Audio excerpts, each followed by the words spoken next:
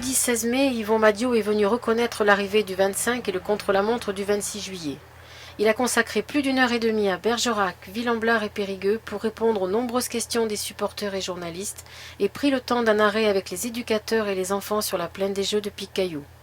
Autant dire que l'ancien champion de France professionnel, aujourd'hui directeur sportif de la Française des Jeux, a laissé un excellent souvenir de son passage en Bergeracois. Extrait de cette journée.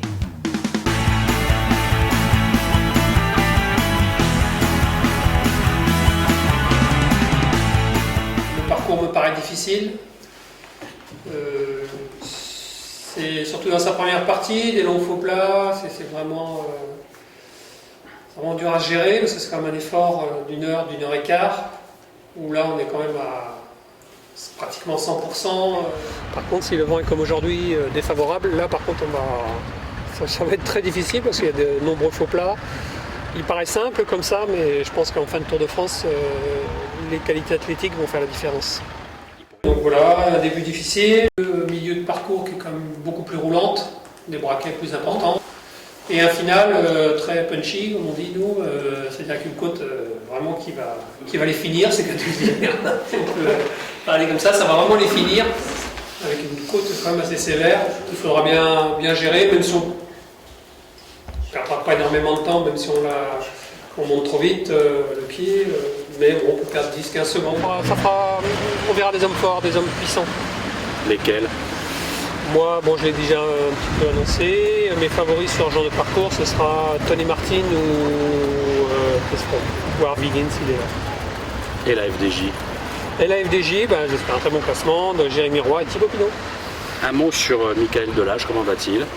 Michael va bien, il entame sa préparation pour le Tour de France. Là, il participe avec son sprinter préféré, Arnaud Desmar, il participe au Tour de Picardie. Donc, et la semaine prochaine, il vient au stage dans les Pyrénées où il va monter un peu de col, même si ce n'est pas sa spécialité. Il va venir un peu prendre le coup de pédale, comme on dit, mais bon, si la montagne ça s'apprivoise, qu'est-ce qu'il fasse? Je sais pas celui qui dit ça, mais. Ouais, mais bon. Et en plus, je les ai demandés. Oui, en plus, c'est lui qui les a demandés, les plateaux. Ouais, mais bon, le jour des élections politiques.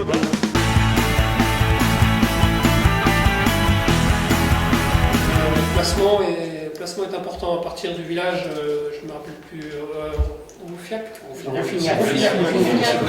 Oui, à partir de là, à partir de Rouffignac, moi je serai derrière dans la voiture, je demanderai à mes coureurs d'être très vigilants à partir de Rouffignac. Parce qu'après, il y a la descente. Oui, puis comme j'expliquais, là on va arriver dans une descente très rapide. Après Rouffignac, ça descend très vite, donc un peloton plus ou moins allongé. Si on a un vent un petit peu latéral, ça va encore allonger plus. On prend à droite avec un haricot qui est un petit peu.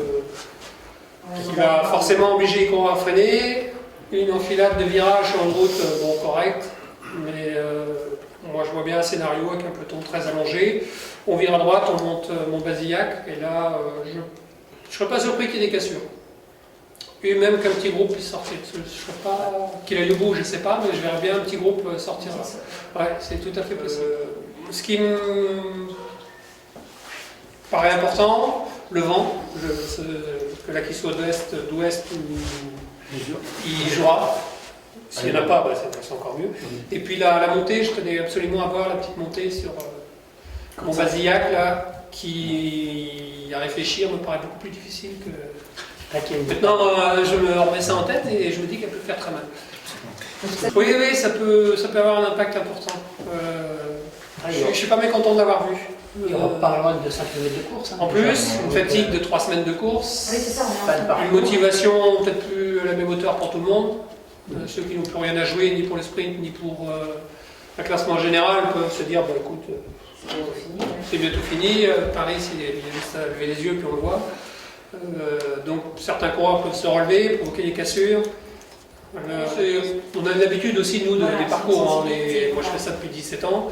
On a une habitude des parcours et très vite, on sent les pièges, on les sent venir. On va repérer un, deux, voire deux virages, mais apparemment, le deuxième, le haricot va être déplacé.